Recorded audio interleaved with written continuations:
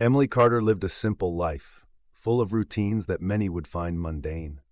At 25 years old, she worked as a waitress at Daisy's Diner, a small but cozy eatery nestled on the corner of a busy city street.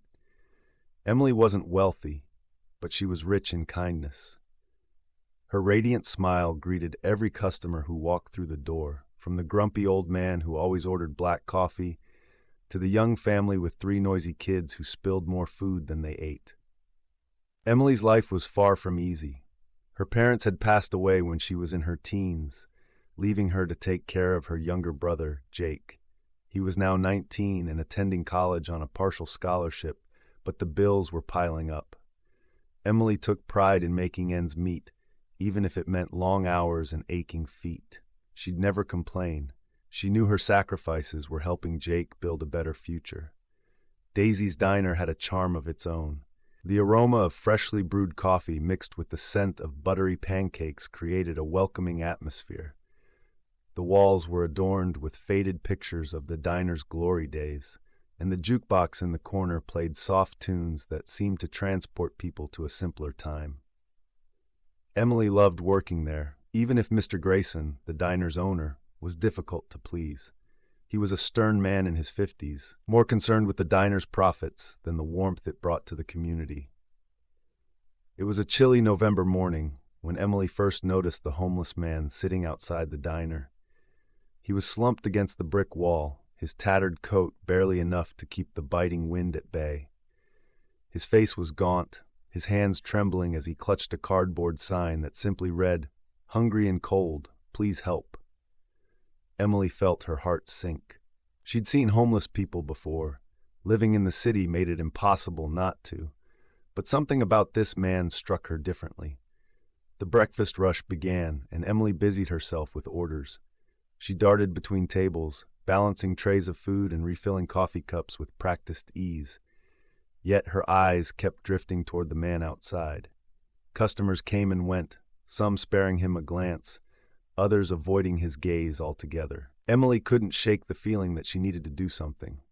As the clock ticked closer to noon, the diner quieted down. Emily seized the opportunity to approach the kitchen. "Hey, Carlos," she said to the chef, a burly man with a kind smile. "Can I take this plate of eggs and toast out to someone?" Carlos raised an eyebrow. "To who?" "You know Mr. Grayson doesn't like giving away food." Emily hesitated, but then decided to be honest. "There's a man outside. He looks like he hasn't eaten in days." Carlos sighed but nodded. "All right, just be quick about it." Balancing the plate carefully, Emily slipped out the door. The cold air hit her, making her shiver, but she quickly knelt beside the man. "Hi," she said softly, holding out the plate. "I brought you something to eat." The man looked up, his eyes filled with a mix of gratitude and disbelief. "Are you sure? I don't have any money." Emily smiled warmly. "It's on me. You need it more than we do." He took the plate with trembling hands. "Thank you," he whispered, his voice barely audible. "My name's Thomas. Nice to meet you, Thomas. I'm Emily." She watched as he took his first bite, the look of relief on his face making her forget about the risks she was taking. Inside the diner, however, Mr. Grayson had been watching. His sharp eyes caught sight of Emily outside, and his lips pressed into a thin line. By the time she returned, he was waiting for her near the counter. "Emily," he barked, "what do you think you're doing?" She froze, the smile fading from her face. "I was just giving away food that isn't yours to give," he snapped, his voice rising. "Do you think this is a charity? We have rules here, and you just broke them." Emily tried to explain, her voice steady but firm. "He's starving, Mr. Grayson. I couldn't just ignore him." Mr. Grayson's face darkened. "This isn't about what you think is right. It's about running a business, and if you can't follow the rules, you have no place here." The words hit her like a punch to the stomach. "You're firing me?" she asked, her voice trembling. "Yes," he said coldly. "Pack up your things and leave." Emily stood there in stunned silence, the reality of her situation sinking in. She glanced out the window at Thomas, who was still eating his meal, oblivious to the turmoil inside. She didn't regret helping him, but the consequences felt overwhelming. As she walked out of the diner for the last time, Emily felt a mix of anger, sadness, and uncertainty. She had no idea how she was going to pay her bills or support Jake. All she knew was that she had done the right thing, even if it cost her everything. Little did she know, this moment was the beginning of a journey that would change her life forever. Emily stepped out of Daisy's diner, the cold air biting at her skin as she clutched her thin coat tighter around herself. The weight of her sudden dismissal pressed heavily on her chest, but she forced herself to keep walking. She didn't want to let her emotions spill out right in front of the place that had just turned its back on her. Her eyes drifted to Thomas, the homeless man she had fed just moments before. He was sitting cross-legged on the ground, carefully eating the last bites of the eggs and toast she'd given him. His face, though weathered by hardship, now held a faint trace of warmth. Seeing him like this reminded Emily why she had acted the way she did. For her, it was simple. No one deserved to be left hungry. Thomas noticed Emily standing nearby and looked up with a faint smile. "Thank you again," he said, his voice hoarse but sincere. "That meal meant more than I can say." Emily smiled back, trying to hide her own turmoil. "I'm glad you liked it, Thomas. Everyone deserves a little kindness." Thomas hesitated, glancing down at the empty plate. "You didn't get in trouble for this, did you?" She paused, debating whether to tell him the truth. Finally, she shook her head. "Don't worry about it. You needed it more than the diner did." The sound of passing cars and chattering pedestrians filled the air as Emily bid Thomas farewell. She knew she had to head home and figure out her next steps. But as she walked away, she couldn't shake the feeling that her act of kindness had somehow set something in motion, something she couldn't yet understand. Back at her small apartment, Emily found Jake sitting at the kitchen table, surrounded by textbooks. He looked up, surprised to see her home so early. "Hey, what's going on? Did your shift end early?"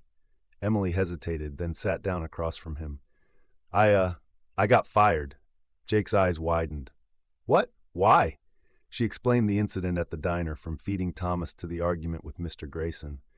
Jake listened intently, his face shifting between disbelief and frustration.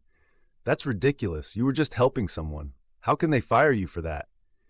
Emily shrugged, trying to keep her voice steady. "Rules are rules, I guess. But honestly, I'd do it again. He needed that meal more than anyone else." Jake leaned back in his chair, running a hand through his hair. "What are we going to do now? I mean, I can try to get a part-time job or—" "No," Emily interrupted firmly. "Your job is to focus on school. I'll figure something out. I always do." Her words were confident, but deep down she was scared. Bills were due in a week, and without her income, they'd barely scrape by. Meanwhile, back at Daisy's diner, Thomas lingered outside, unsure of where to go. He felt a deep sense of guilt, knowing that Emily had been fired after helping him. For the first time in a long while, he prayed silently for a way to repay her kindness. As he sat there, a black luxury car pulled up in front of the diner. The door opened, and a man stepped out, dressed in an expensive suit and carrying an air of authority. He had been driving through the city when he noticed the commotion at the diner earlier. Curious, he had parked nearby and observed the events unfold from a distance. The man approached Thomas and crouched down to his level. "Excuse me," he said, his voice calm and composed. "I couldn't help but notice what happened earlier. Can you tell me more about the young woman who helped you?" Thomas looked up, startled by the man's presence. "You mean Emily?" "Yes," the man replied. "She seemed different, genuine. I'd like to know more about her." Thomas hesitated, unsure if he could trust this stranger, but something about the man's demeanor felt sincere. "She's a waitress." "Well, she was," Thomas began. "She didn't have to help me, but she did. Gave me a hot meal when no one else even looked my way, and because of that, she lost her job."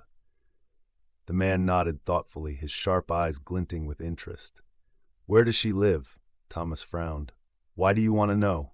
The man smiled faintly. "Let's just say I might be able to help her."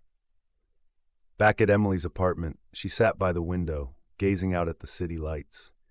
Her mind raced with worries about finding another job, keeping the rent paid, and ensuring Jake stayed in school. She couldn't afford to dwell on her bad luck for too long. She needed to act fast. A knock at the door interrupted her thoughts. Emily wasn't expecting anyone, so she opened the door cautiously. Standing there was a man she didn't recognize, dressed in a tailored suit and holding a business card. "Emily Carter?" he asked, his voice smooth but friendly. "Yes," she replied, unsure of who he was or what he wanted. "My name is Mr. Henderson," the man said, handing her his card. "I believe we have something to discuss." Emily blinked in confusion, glancing at the card. It bore the logo of Henderson Enterprises, a name she vaguely recognized from local news stories about successful businesses. "I'm sorry. Do I know you?" Mr. Henderson smiled. "Not yet, but I know you. I saw what you did earlier today, helping that man despite the risks. That kind of compassion is rare, and I believe it's worth rewarding." Emily's heart raced as she tried to process his words. "Rewarding? What do you mean?" "Let's just say I might have an opportunity for you," Mr. Henderson replied, "if you're willing to hear me out." Emily invited Mr. Henderson into her modest apartment, still unsure of what to make of the situation. Jake glanced up from the kitchen table, his protective instincts kicking in as he took in the sight of the well-dressed stranger. "Emily," Jake called softly, his voice tinged with concern. "It's okay," Emily assured him, though she wasn't entirely sure herself. She gestured toward the small couch. "Please have a seat, Mr. Henderson." Mr. Henderson sat down, his polished demeanor seeming slightly out of place in the humble apartment. He scanned the room briefly, his expression neutral but observant. "Thank you, Emily. I won't take much of your time. I understand this might feel sudden." "It is," she admitted, sitting down across from him. "Why are you here?" He leaned forward slightly, resting his hands on his knees. "I witnessed what happened at Daisy's diner today. I saw how you helped that man, despite knowing it could cost you your job. That's rare. Most people would have walked away. Your compassion caught my attention." Emily shifted uncomfortably, unsure of where this was going. "I just did what anyone should do," she said. "It wasn't some grand act." "Perhaps," Mr. Henderson replied, "but it was something that stood out to me. I believe people like you, kind, selfless, and brave, deserve a chance to do more." Emily frowned slightly, still not entirely understanding. "What exactly are you saying?" "I run a chain of businesses, including restaurants," Mr. Henderson explained. "I'm always looking for individuals who bring not just skill, but heart to their work. I believe you could be one of those people. I'd like to offer you a position in one of my establishments." Emily blinked in surprise, her thoughts spinning. After everything that had happened today, the last thing she expected was a job offer from a complete stranger. "You don't even know me," she said, her voice cautious. "That's true," he admitted, "but I trust what I've seen and what I've heard. You acted with integrity and kindness today. Those traits are more valuable than any resume." Jake, who had been quietly observing the conversation, finally spoke up. "This sounds too good to be true. How do we know you're legit?" Mr. Henderson smiled faintly and handed Jake a second business card. "You can look me up. Henderson Enterprises isn't exactly a secret. I understand your skepticism. It's healthy, but my offer is genuine." Emily glanced at Jake, who gave her a small nod. "What kind of job are we talking about?" she asked. "Assistant manager at one of my restaurants, Mr. Henderson replied. "It's a step up from waitressing, with better pay and benefits. You'd oversee operations, handle customer relations, and work closely with the staff. I think you're more than capable of handling it." Emily hesitated. It sounded like a dream opportunity, but it also felt overwhelming. Could she handle the responsibility? And could she trust this man, no matter how genuine he seemed? "I'll need some time to think about it," she said finally. "Of course, Mr. Henderson replied, standing up. "Take all the time you need. My contact information is on the card. Call me when you've made your decision." As he left the apartment, Emily felt a strange mix of hope and doubt. Jake looked at her with a grin. "Emily, this could be huge. You have to at least consider it." "I know," she said, her voice soft. "It's just a lot to process. What if I'm not ready for something like this?" Jake leaned forward, his expression serious.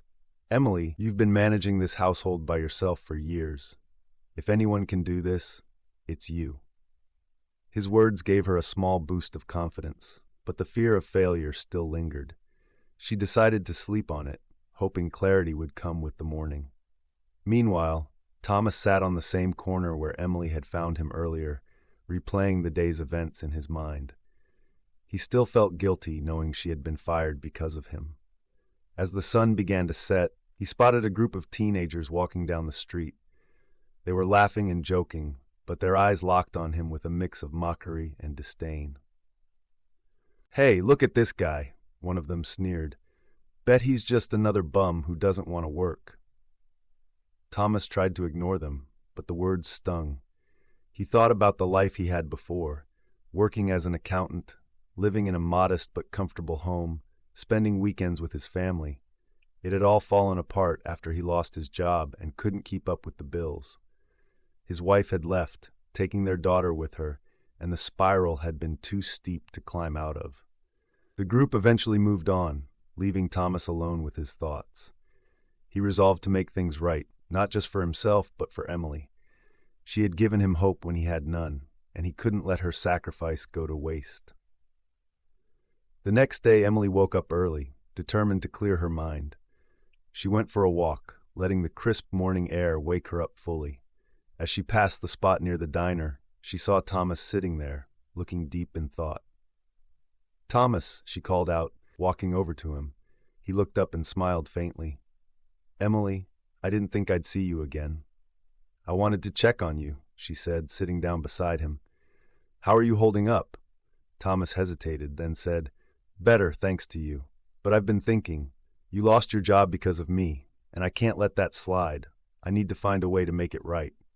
"You don't owe me anything," Emily said firmly. "I did what I thought was right, and I don't regret it." "But I do," Thomas said, his voice filled with emotion. "You gave me more than food. You gave me dignity, and I want to repay you for that, even if it takes me years." Emily was moved by his sincerity. "The best way you can repay me is by not giving up on yourself," she said. "Promise me that." Thomas nodded, his eyes brimming with determination. "I promise." As they spoke, neither of them realized that Mr. Henderson was nearby, observing them from his car.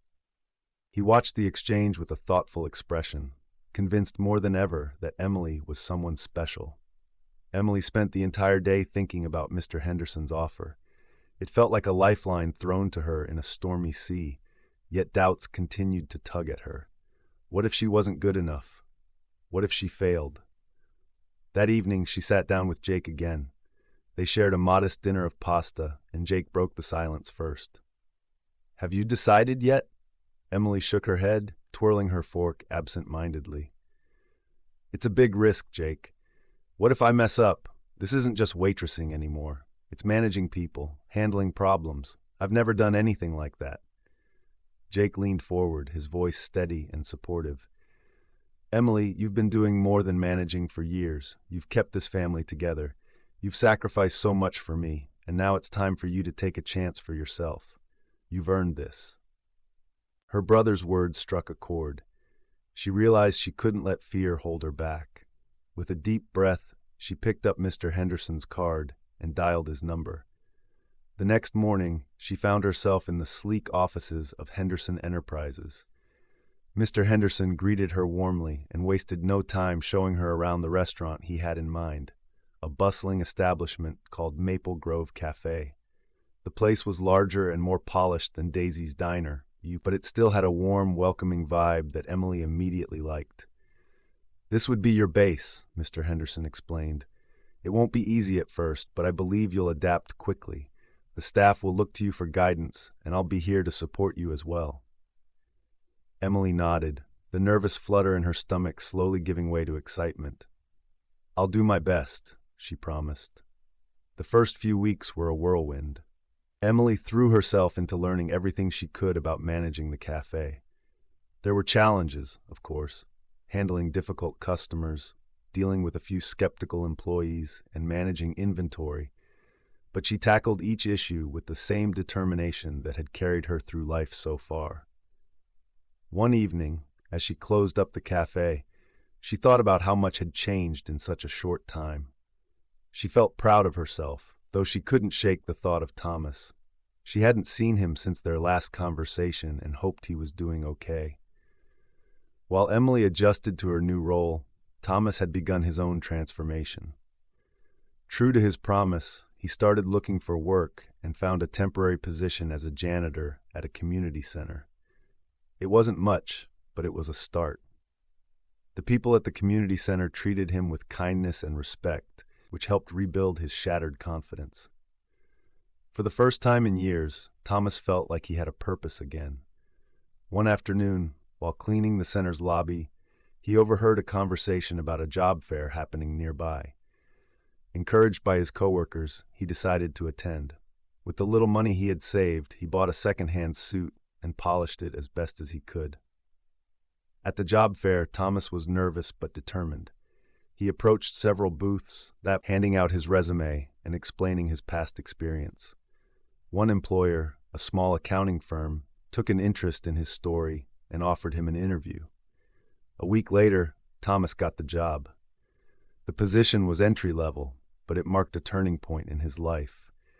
He saved up enough money to rent a small room and began volunteering at the community center in his free time, wanting to give back to the place that had helped him. But Thomas hadn't forgotten Emily.